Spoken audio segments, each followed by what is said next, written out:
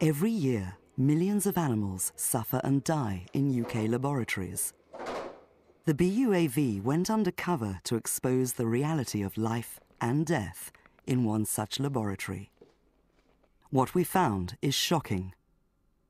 The UK government is failing in its duty to minimise animal suffering and enforce the use of available alternatives. Our research has also uncovered a loophole in the law which allows animals to continue to suffer dreadfully in tests for a product that, although licensed for medical use, could very well end up being used, quite legally, for cosmetic purposes. Despite a UK and EU ban on the use of animals for cosmetic testing, the reality is that tens of thousands of animals continue to be subjected to appalling suffering and often a very painful death, largely for the sake of human vanity.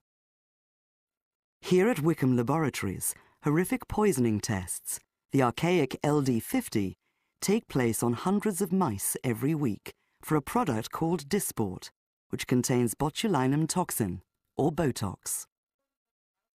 Dysport is manufactured by Ipsen and licensed in the UK for the treatment of some relatively rare medical conditions.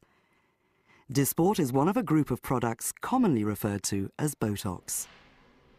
Botox is now very often also used for cosmetic purposes, as a temporary treatment for facial wrinkles and lines. Ipsen may use different laboratories, but the LD50 Botox tests are always very similar, whatever the final use of the Botox. Few people are aware of the continual cycle of cruelty and suffering that is being inflicted in the manufacturing of every batch of Dysport and many other Botox products. The LD50 is one of the cruelest and most controversial tests carried out on animals.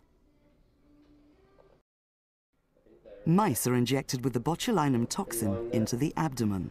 The needle goes in about halfway at 45 degrees. Within hours, signs of poisoning start to show. Many mice have difficulties walking. Many also suffer increasing paralysis and difficulty breathing, and then eventually suffocate to death. The degree of suffering can be extreme and appalling. Staff carried out checks theoretically to prevent the most extreme form of suffering, to kill the animals before they died an agonizing death. But for a great many animals, they arrived too late, as time and time again, dead animals were found in the cages. Any mouse considered unlikely to survive was taken out into the corridor and crudely killed on the floor, using a ballpoint pen to break the neck. New staff were trained to break necks on these extremely sick mice. I definitely broke her. Yeah, I definitely broke her back, so I could see it go.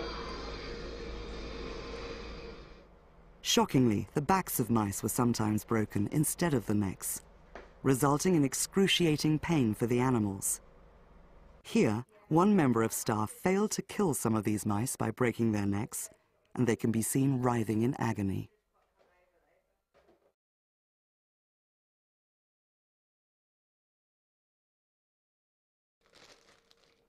The mice found dead or killed during the test were counted, sealed in plastic sandwich bags, and then simply discarded in a bin. Those still alive at the end of the test were killed in this gas chamber. Over a period of time, they frantically struggled for breath. Not all died. This mouse was found to be still alive. Yet mice were not the only animals to suffer at Wickham for routine batch testing of products. Here, rabbits were restrained for pyrogenicity tests, where the aim is to see if a substance is contaminated.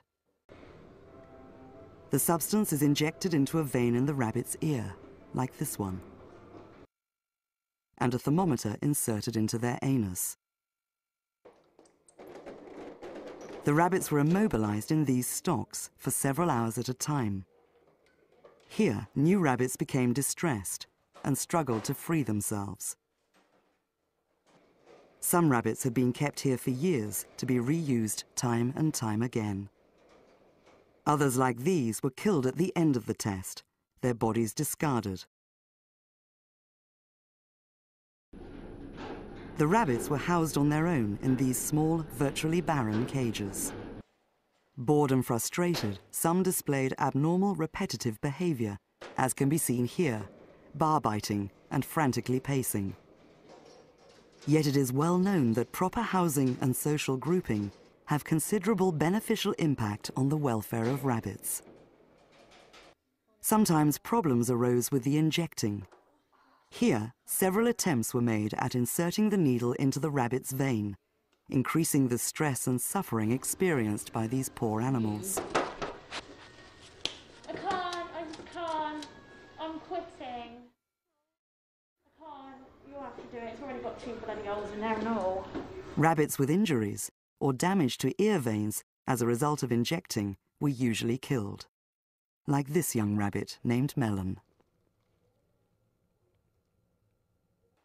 The UK government is failing in its legal obligation to enforce the use of alternatives where they exist, and to ensure that, if animals are used, then it should be the minimum number and with the minimum amount of suffering. There are alternatives to the tests shown here that do not use live animals, and it is outrageous that they are not being used. The government and animal research community who defend animal testing often claim that animals are only used as an unavoidable last resort for vital medical research, and that suffering is always kept to a minimum. Yet this BUAV investigation has shown once again that this is not the case. Crude, archaic, and extremely cruel tests continue to be allowed in the UK. How many people realize the terrible suffering inflicted on animals in tests like these, just so they can have their wrinkles temporarily smoothed over? Please support the BUAV in our campaign to end these experiments.